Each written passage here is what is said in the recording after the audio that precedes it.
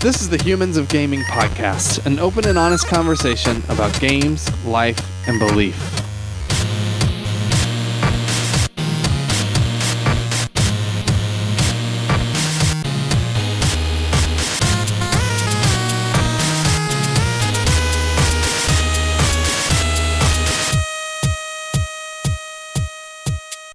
Hello, this is Jonathan Clausen again, Chief Audio Nerd for Love Thy Nerd.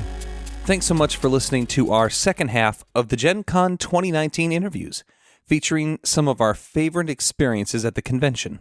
Drew Dixon, our Chief Content Nerd, talked to 6 more developers and designers for this show, including Evan Derrick of City of Angels, who spent 5 to 6 years creating this game. He also spoke to Robert Newton, Josh Wood, and Frank West, among others. After Drew got a quick rundown of the games they were presenting at GenCon, he asked, what do you hope the players get out of the experience? And why do you make games? It's always exciting for us to make new friends at conventions, and the energy and passion at GenCon is one of our favorites. If you're interested to learn more about why we go to conventions like GenCon, Penny Arcade Expo, and others, visit us at lovethynerd.com to find our other podcasts, written articles and resources, and links to our social media groups. Thanks again for your time, and we hope you enjoy these interviews from GenCon 2019.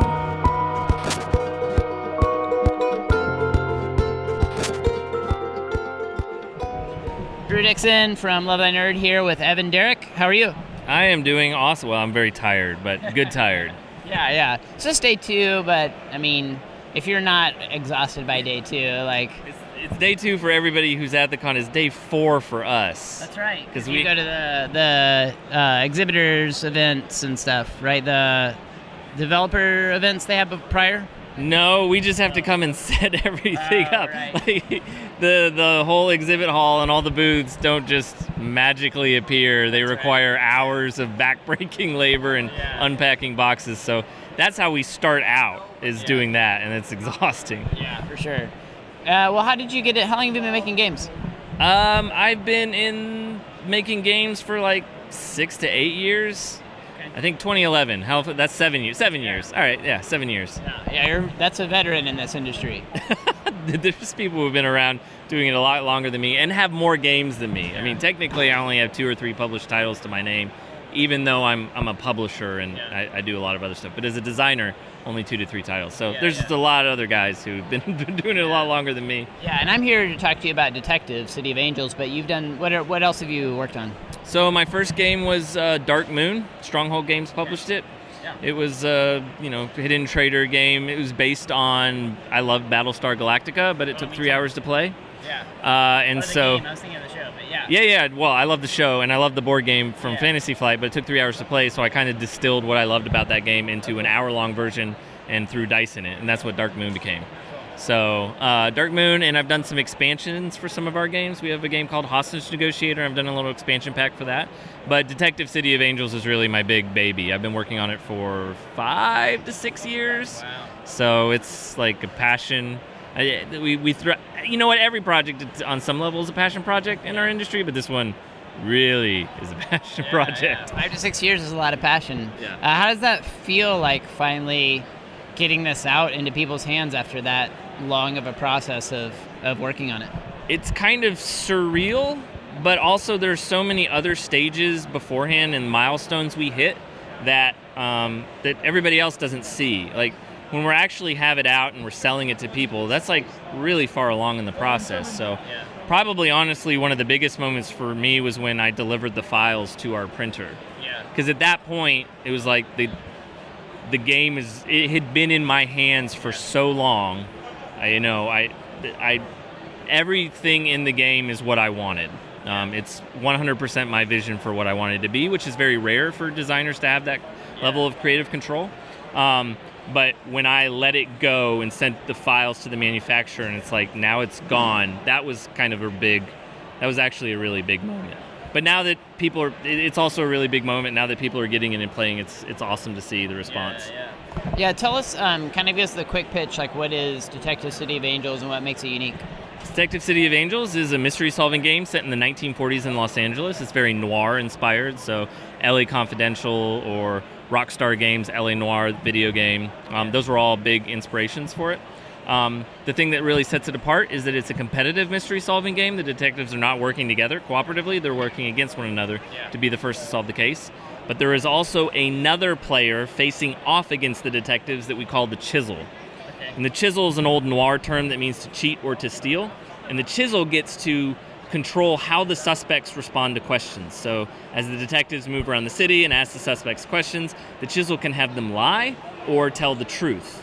And so it introduces a real psychological element to the game that not only you're trying to solve a mystery and figure out what's what really happened, but you also have to figure out if you're being lied to as you're going along. And that really makes it a really interesting take on the whole kind of mystery detective genre. Yeah, that's cool. If you had to narrow it down to one thing, what do you hope players get out of their experience playing the game? What do you hope they gain from their time playing Detective City of Angels? I want them to feel like detectives. I want them to feel that experience of solving a mystery. One of the reasons why I designed it is because I love mystery-solving games, but a lot of them are deduction-based, like Clue. You're not really solving a mystery in Clue. You're just shuffling some cards and sticking under the board and trying to figure out, okay, which... You're ruling things out. Exactly. It just doesn't really feel like you're solving a murder, and I wanted a game that you actually felt you were really solving a mystery, like a real detective would, or as close as you can approximate in a box of cardboard. I imagine being a real detective is probably mind-numbing, back-breaking work with very little moments of excitement. Right. But I wanted players to feel like they were a detective, like to the get Hollywood that feeling. Version of a detective. Absolutely. All the fun parts. Yes, and I think to some extent we've succeeded with that. I think a lot of people are responding to it and saying, "Man, this makes me really feel like I'm solving a mystery. Really feel like I'm a detective." Yeah. A couple more questions I like to ask designers. Why are games important to you? Why are they a valuable part of your life? I think probably some of the best moments for me as a game designer is when I see just pictures online of people like in another country playing my game. I'll never meet them. I don't know who they are, but there are these pictures of them smiling and having fun and sitting around and enjoying this thing that I created specifically to bring people together. And so that's just a really deeply satisfying feeling, just to watch people really attach to your game, to your games like that, and really have amazing experiences. So I think that's I love the puzzly aspect of game design and trying to figure out how to crack a game and make it the most fun and all those kinds of problems that go along with it. But really the thing at the end of it is getting to watch people play something you created, and it brings them joy and fun, and that's really valuable. Cool. This is kind of a similar question, and maybe you've already answered it, but I like to ask game designers, why do you make games? What drives you? I love storytelling. So, but I was a filmmaker early on, and a screenwriter. But screenwriting is a very solitary kind of form of creativity. So is novel writing or writing fiction. I love that kind of stuff. But you basically sit by yourself in a room for months and months writing, and just live with the material before you even show it to someone. And I found that I didn't really like that experience. Yeah. But game design is so different in that the first thing you need to do is get the game out of your head into prototype form and put it in front of people to play it. Yeah. Because it's about how other human beings interact with the game that is really going to determine the design process. And so I think that's one of the reasons why I really like game design. I've done a lot of different creative things in my life, a lot of storytelling things, but this is my favorite way to tell stories. And so Detective City of Angels is very story driven. A lot of the other games we make, all of the things I want to design are very heavily story driven experiences. Cool. Well, it looks really, really cool. Like, the look of it is fantastic, and I keep hearing people say wonderful things about it, so congrats on releasing it. I can't wait to check it out. It's available here at GenCon in very limited quantities. By the time people hear this, those will be long gone, the copies here. But where can people find it and when? So we might have a few copies for sale on our website at vanrydergames.com, VANRYDER games.com. But the best way is that we are launching another Kickstarter to print it again and do a new expansion in a month. So September 16th, Detective City of Angels will be back on Kickstarter, and that will absolutely be the best way for people to get it. Great. Awesome. Well, thanks so much, Evan. This was awesome. Thank you, Drew.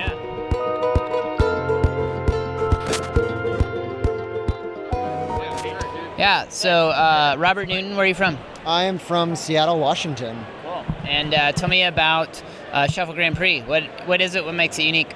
So Shuffle Grand Prix is a racing game for 2 to 4 players. The thing that makes it unique is that it is a shuffle building game. Yeah. You've got your driver and your co-pilot, and they've each got a unique deck of abilities that you're going to shuffle together before the game starts. It's got 8 different drivers, so there's a bunch of different combinations that you can play in the game. The goal is to get the highest distance total, and once that deck runs out, that's the end of the game. Okay, cool. Yeah, it sounds pretty straightforward. I've watched people play it. It looks like a lot of fun. What if you had to narrow down to one thing? What do you hope players get out of their time playing Shuffle Grand Prix? Well, oh man, just one thing. That's tough. I think it's honestly, it's different for everybody. So some people are playing very strategic. You can equip a lot of things to your car. They want to sort of like plan ahead and really think about their turns a lot. Other people, they're just kind of bloodthirsty. They want to do a lot of damage. And I think the characters kind of, they cater to that. And so you get to select which characters speak most to your playstyle. Yeah. And you can always switch that up quite a bit. Yeah. Cool. Is this your first game? This is my first published game, yeah. Okay. That's got to be exciting. Yeah, no, I'm pretty stoked about it. Yeah. So how did you fall into making games? So I was making video games and mobile games for a while, and I was having a bit of trouble breaking into that scene. Yeah. Once I sort of like made this transition into tabletop, I started playing games with some of my friends, and I was like, yeah, this seems like a good space to be in. Yeah. And I mean, if you're making programming and so I'm a software engineer during the day. Yeah. And so, programming as a hobby too, it's too much. Yeah. Making changes on a tabletop game, it's like you can pick up a card, you write directly on it, and you're like, okay, this is the rule now. Yeah. And that's what. You just mark those numbers out. And Yeah. New numbers. Yeah, like text, that's not a 2, it's a 3 now. Yeah. Just play that way. Great. Yeah, a lot simpler. Oh yeah. In some ways, yeah, that's cool. And what drives you to make games? Like, why do you do this? So I am very much into puzzles and just like figuring out how to solve a puzzle is one thing. I kind of get a rush out of just like designing these puzzles and helping other people sort of like figure out this system and how can they exploit it and how do they work through it. Yeah. So a lot of my games, they're a puzzle that you just kind of have to figure out, like, okay, well, what knobs can I turn, what buttons can I push, and that's where you go with it. Yeah. So it's a fun puzzle for you in a way, I guess. Yeah, absolutely. Yeah, cool. And then another question I like to ask designers occasionally is why do games matter to you? Why are games a meaningful part of your life?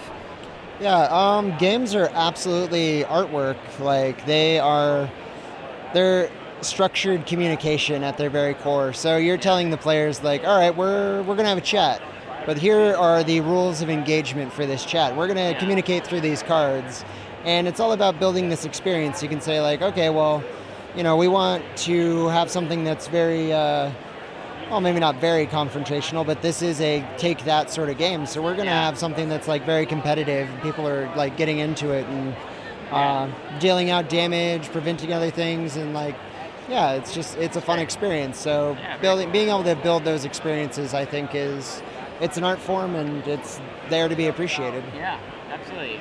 Well, it looks great. Is it available now? It's available right now. Okay. We have copies at GenCon. They are. It's currently available online, and it's going to stores as well. So it's going to be in Walmart and friendly local game stores. Okay, great, awesome. Well, thanks so much. Yeah, enjoyed it.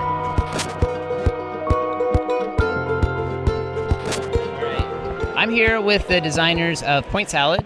It's just a really cool new game here at GenCon. And I'm just gonna. There's three of you, and I'll mess up somebody's name because I don't know your last name. So I'm just gonna. So I remember yours, Molly Johnson, right? Yes, Molly Johnson. Yeah. And then Sean Stankiewicz and Robert Melvin. cool. And how did you guys meet each other to make this game? Like, how did that happen? Well, I met Sean 6 years ago, and Sean and Rob were roommates, and we all discovered early on that we all love games very much, and so we have played games together for a long time. And I think it was probably a result of Sean and I moving away from Rob to another city, to Seattle, where we moved into the neighborhood with Blue Highway Games, which is an excellent friendly local game store, and we really got into playing in a whole new way, and quickly realized that there was just this huge world of games. And What do you mean by like playing in a whole new way? I'm curious. that, for example, Blue Highway Games will often go to Essen and bring in new games that are not available in North America yet, and so we would see that and think, oh my goodness, like there is this whole other thing going on. People are so interested in looking at games in different ways and getting on top of it and learning all the new mechanics and all the things and where the boundaries are being pushed in terms of games. So Sean and I actually did a couple of reviews because we were like, hey, this seems like a fun thing to do. And it wasn't long into that before. Yeah. Oh, yeah. And we didn't. We just it was a game that we had pre-ordered through their Essen delivery. We just thought, well, let's do this. This will be goofy. And then thought actually designing them might be something we really want to do. And then it took off from there. So we've just been churning them out. That's cool. So tell me about Point Salad. Give us the quick pitch on what the game is and what makes it unique. Sure. Yeah, so Point Salad's a 2 to 6 player, really quick drafting game. Probably the closest comparable would be something like Sushi Go. So this is the kind of game that you can play with literally anyone. And the thing that excited us the most about it is that we were literally playing with families and like 5 and 6 year old kids, and people really like easily could grasp the concept of the game, but also gamers were loving it. So it was like, this is one of those few situations where it really bridges the gap. So in Point Salad, there's 108 unique cards. They all have a different scoring condition on the back side of them, and then the front sides have one of 6 different veggies. So on your turn, all you're doing is you're either drafting more scoring conditions, or you're drafting the veggies to help you fulfill that scoring condition to build the best salad worth the most amount of points. So it's very simple. Great, that's cool. And if you had to narrow it down to one thing, what do you hope players get out of their experience playing your game? What do you hope they gain from their time playing the game? I don't know. Who wants to answer that? I think... Yeah. I would both answer. Yeah, I would argue it would probably be just to get them hooked on gaming, to get them hooked on, you know what, I can do something more than what I played as a kid and find a deeper level of experience without having to think of this huge complex game that's going to take 3 hours. I can get this deep gaming experience in still 15 to 20 minutes with only a deck of cards. That's what that's what I want to get out of it. Would you want to add anything?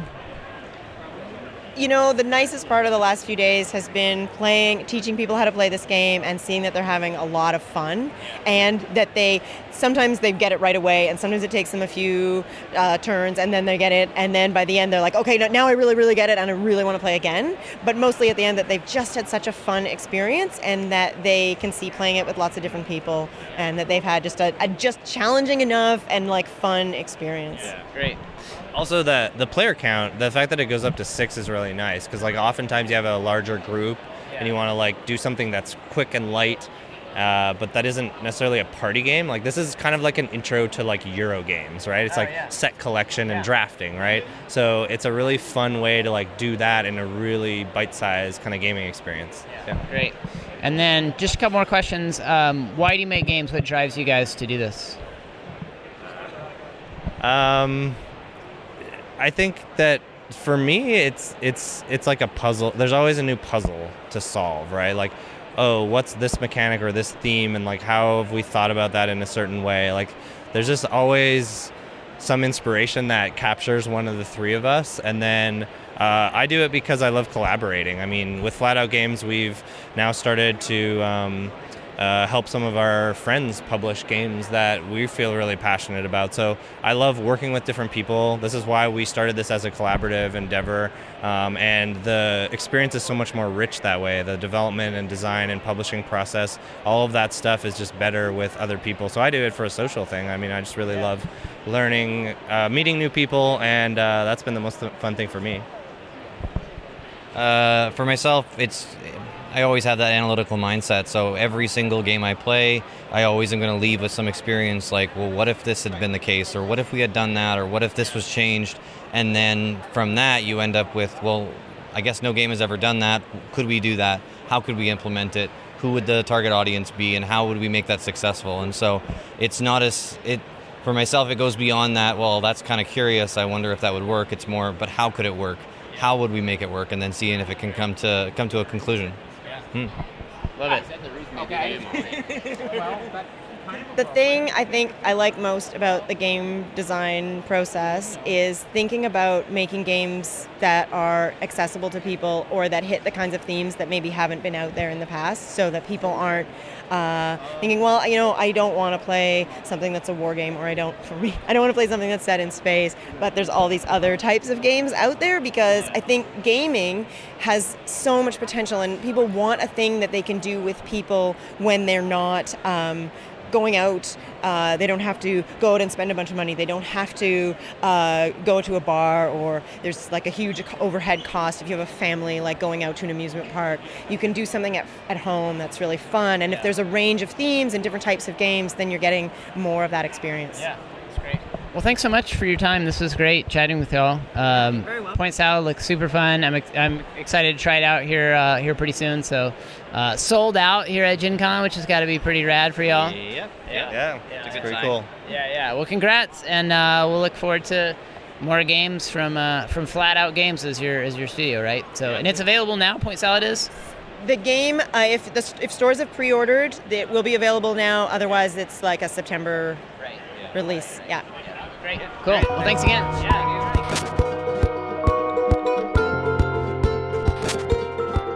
Okay, so I'm here with Josh Wood. You're one of the developers, or the developer of, how do you say it, Atelier? It's Atelier. It's a French word for like an artist studio. Right, yeah. Cool. See, I have no idea how to pronounce these things. I have 2 art degrees, and in my schooling I had to take like 7 or 8 art history classes. So okay. my knowledge came in handy for this project at least. Yeah. So tell us about the game. What makes it unique?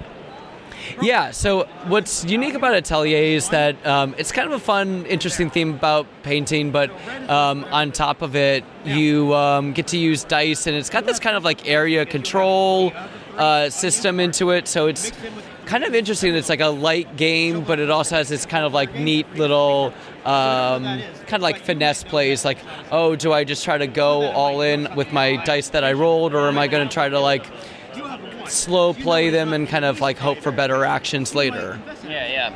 If you had to narrow it down to one thing, what do you hope players get out of their experience playing the game? Yeah, I hope that people really get a good feeling of the theme, the 19th century art. Every single painting is from 19th century art. We made sure that we designed the rule book to look like a museum brochure, and we picked the paintings very specifically. They're from 4 different periods. There's realism, impressionism, post-impressionism, and so the paintings are very like diverse, and it's just like a nice like overall package. And I hope people have like the fun time of like playing and kind of like experiencing that like world. Yeah. Maybe encourage them to appreciate art a little bit more on some level. Yeah, I had to take those 7 art history classes, so I learned to appreciate art, and hopefully I was able to spread that love to other people. Yeah, that's cool. what drives you to make games? If you had to answer that question, like what makes you get up in the morning to do this? Why do you want to be a part of this industry?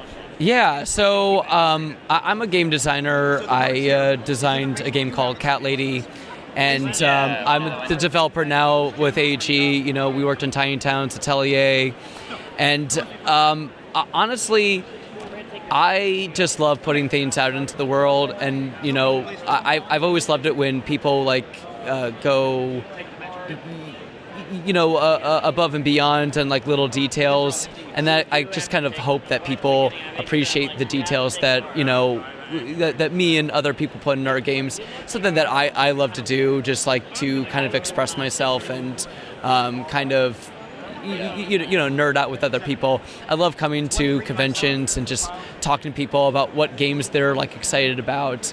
And it's really exciting when people are like, "Oh, I met you last year, and we had such a fun time playing your game," and it's, you know, so great. So, you know, I hope that you know, happens for Atelier. People come back and say, "Oh man, I got this game last year, and it was so great." Yeah, that's great. And one last question I like to ask people in the games industry is, why do games matter to you? Why are they important to you? Yeah, so for me, I think it is, you know, kind of that cliche, but it's so true answer. It's about people coming together and just sort of, you know, using their minds. And for me, it's very, you know, relaxing to kind of laugh and be with people, but also like kind of challenge your brain and kind of keep it moving and like working. It's definitely the people. Coming to these conventions is such a like a the proof is in the pudding. You know, you just meet so many great people. You get to play so many great games to people, and every year, you know, you see like people that you only see at the conventions, and it's just so exciting. Yeah. So another question is, when is Atelier? Did I say it right? Yeah. When is it available? It is in stores now. Okay, great. And where can people find it? There are local game stores. And, you know, their favorite online shops should be arriving with them all soon. Okay, great. Awesome. Well, looking forward to it. And another thing I did want to ask, because we talked about this earlier, but I don't think we recorded it on the podcast. I don't think I was recording when I asked. What's the reception been like here at GenCon? I mean, you've shown it to a ton of people here. How have people received it? Yeah, it's been going really great. We've had tables every day, and people are liking it. We've been selling a lot of copies, and overall, we've been doing great with all our games. I think it's a good year and a good lineup for AEG this year for sure. Great. Yeah, I already talked to the guys and gal, the people from Point Salad, and chatted with.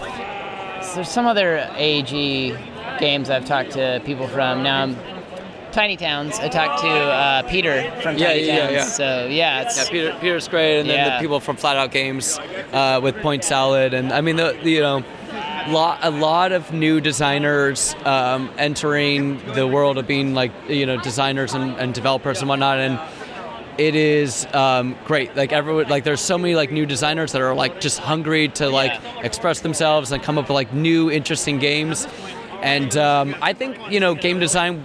People have barely scratched the surface of like interesting game ideas. Yeah, for sure. Yeah, well, it's encouraging to see some really unique, fun. I think accessible, or maybe accessible is not the right word, but inclusive. The games that AEG is putting out right now just feel like inclusive to a wide group of people, which is neat. So, really appreciate that from your studio. So. Yeah, I mean, we made a decision a couple years that our main focus is fewer, better games. You know, we don't just want to like make a game to make a game. We want to make a game that we believe is a game that people are going to remember. Yeah, great. Well, thanks so much. This is great. Yeah, thank you.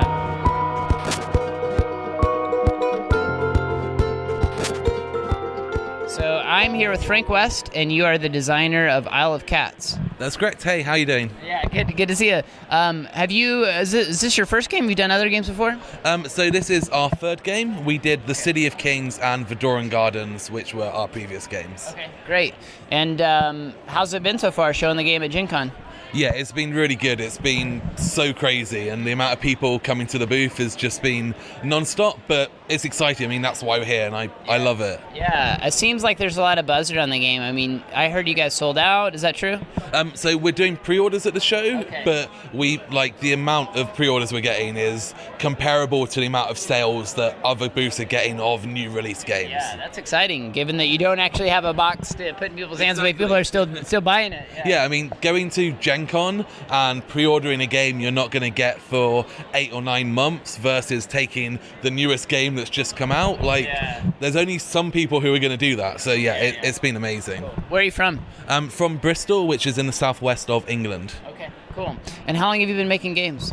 So I started working on my first board game around 4 to 5 years ago. And it's something I've always kind of done as a hobby, and even when I was a child I designed little ideas and stuff, but it kind of became serious, I guess, in the last 4 years or so. So I was going to ask how you got into it. Was it mostly just you've always kind of had a passion, a love for gaming, or? To a degree, I've always had a passion for video gaming, and I always saw myself as someone who was going to design video games. I was a programmer by nature. I worked on lots of little projects, but it just never was possible to create the kind of game I wanted to create on my own. And then as I got more and more into board gaming, I realized that I could create a whole board game on my own, and it could still do these kind of really cool, innovative things, and that's why I started exploring it. Yeah, great. Well, Isle of Cats, I know, is your latest IP, your newest game. Give us the quick pitch on that. What makes it unique? So the Isle of Cats is a card drafting polyomino game, so one of these Tetris-y games where you put Tetris on a board. But where it's a bit different is it's a kind of medium weight game, so it's a 90-minute kind of real thinky game where it's not just a case about how do I fill my board, but more about how do I make strategical decisions to build engines, create kind of combos, and then place tiles to achieve various goals. Yeah, great, cool. And if you had to narrow it down to one thing, what do you hope players gain from their time playing Isle of Cats? I think it's a enjoyable experience because we've tried to make this game, it's got a cat theme, and we want this to be the gamer's game of choice for kind of cat themed games. And often when you play a cat themed game, it's a lot more light or party-ish. So we want this to be a game where people can just kind of have fun, see the enjoyment, and everyone agrees apparently of the clapping all around us, make it a little bit lighter and enjoyable, but still a thinky game. Are you a cat person? I am, yeah. I've had cats for many years now. How many cats do you have now? So at the moment I have 3 cats, 2 of them at one home and 1 at another. Cool. And another question I like to ask designers is, why do you make games? What drives you to do this? So for me, I really enjoy kind of logical thinking, but which obviously comes through game design, but I also really enjoy the kind of talking to people who are playing my games and knowing that you're kind of introducing happiness into kind of homes and families. The amount of people who come to me at conventions and say they're enjoying games that I've made, that's what creates the motivation for me to kind of keep pushing and doing more of it. Yeah, great. And then last question, why do games matter to you? Why do they matter to you personally? I think for me, it's something that as a child, I remember leaving school and running home to play video games with my friends. We'd sit on a couch and we'd play Mario Kart or GoldenEye. And over time, I lost that. We don't sit together anymore. We don't play games. And board gaming has really brought that back into my life. The fact that you're in a room, there's no technology, there's no anything else. It's just you and your friends, and this enjoyable experience that you and the people with you drive into being this wonderful thing. Yeah, that's great. I remember having big LAN parties with Halo and then also GoldenEye, spending the night with my friends and staying up all night playing GoldenEye. This is an experience we don't really have around digital games anymore. But board games provide us that opportunity. Exactly, and it's exactly why I love them so much these days. It gives you that social gaming fun experience that the digital world is perhaps lost in some ways. Yeah, that's great. Well, thanks so much, Frank. It's great talking to you, and Isle of Cats looks fantastic. When can we expect to see it? No worries, thank you very much. It is going to be shipping in March in 2020, so hopefully it will be available in retail just after then. Okay, great. Well, thanks so much, man. Yeah, it's great.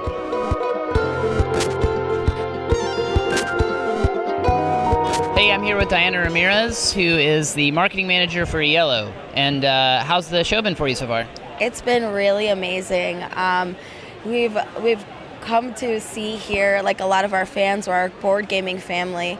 It's grown so much over the years here at GenCon, and we're really happy and humbled that a lot of the games have so much interest, and they even made like a lot of lists here for Board Game Geek and everything. So we're really happy, and we love being a part of this community. So we're just overall happy and really excited for the games that we have out now. Yeah, that's cool. Yeah, Crystal was telling us that Ishtar is like the number one voted game with BGG here at GenCon. That's pretty cool. It is. Yeah, we have actually a lot of our titles in the top 50. So we're really happy about that. And again, like our fans, you guys are just the best for us. Yeah. Tell me really quick about Ishtar, because I think that's probably the game our audience is most excited about. What makes it unique? So in Ishtar, like any other yellow game, we really like try to bring the story to life, and with captivating visuals, with a captivating story, and you're trying to become the king's preferred gardener. So you have gardening assistance, you have gems, you have tile placement, you have territory control, beautiful imagery across the board. It's one of our games that we worked really hard on with Bruno Casala and Evan Singh to design and really bring that story to life. So it's very yellow, it's very us, it's very captivating, I would say. That's what I think makes it a little bit different. Yeah, when you say it's very yellow, very us, what do you mean? Like what defines a yellow game for you? For us, it's story coupled in with active gameplay and visuals. Visuals are very important to us because we really want to bring that story to life. Yeah, cool. And then tell me really quick just about a couple of the other games, maybe one or two that you're most excited about here that you guys are showing. I know that's hard, but so we are having a huge year actually in terms of releases, and so it's hard to pinpoint which ones exactly are going to be the ones I'm most excited about, because I tend to be most excited about all of them. Yeah. But I know I gave you an unfair question. Yeah. I recognize that. No worries. So Loki is a brand now that's owned by Yellow, and that is our board game line for kids and their families. So I'm really excited about that line because within that line, that brand of board games catered to kids and their families. We are bringing a lot of the Yellow elements, the visuals, the storytelling, but primarily we're trying to teach the kids and their families the main mechanics behind a lot of the board game play. So card drafting, tile placement, memory, territory control. Those are a lot of the themes, a lot of the mechanics that you'll see represented within each of the individual games. And so we're really excited about that.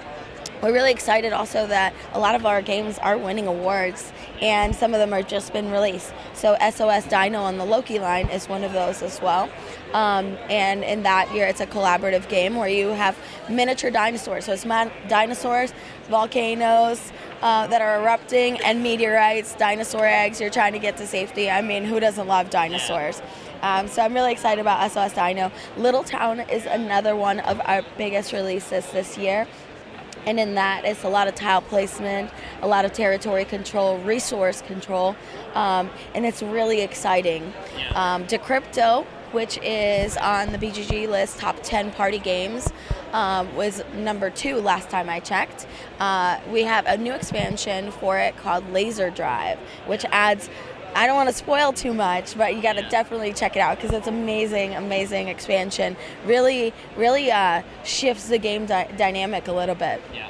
And we have a lot of mini games coming out. Farmini on the Loki line. We also have a regular game, Troll and Dragon on the Loki line, and Ninja Academy on the Yellow line. Cool. Great. Well, they all look really sharp. They look really good. So, a couple last questions. Why do you make games? Why do you want to be involved in this industry? It's to bring people together. We love hearing from our board game family that they picked up one of our games, or any game for that instance, and that it brought their family together, or it brought their friends together, and it builds memories. So building those memories, making those connections, I know it sounds really sappy, but here at Yellow, we're kind of pretty sappy as people. So bringing people together is really like our number one goal. Everything that we do is centered around that. Yeah, it's great.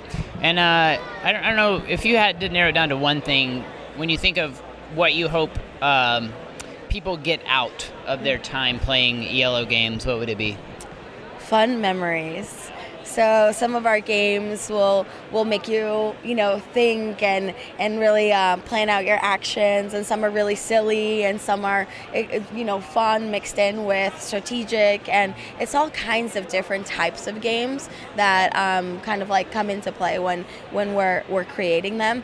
But we really just want to help you build memories with the people that you love and care for. And last question, why do games matter to you personally? Oh, along the same lines, actually. So I got introduced to board gaming maybe about a couple of years ago, and it ended up just being a great way to bring all of our friends together over at my house. I ended up figuring out that I love hosting, like game nights. I love getting people together, and it really created so much amazing memories. And it's interesting because you could buy a board game, and it could be anywhere between $15 to $50, and you can have an endless amount of fun with it. Yeah. So instead of going out or doing something different, you can kind of host a game night, bring people together, make some memories, and all for a very low cost, in my eyes at least. For sure. Absolutely. That's great. I love it. Well, thanks so much, Diana. It was great chatting with you.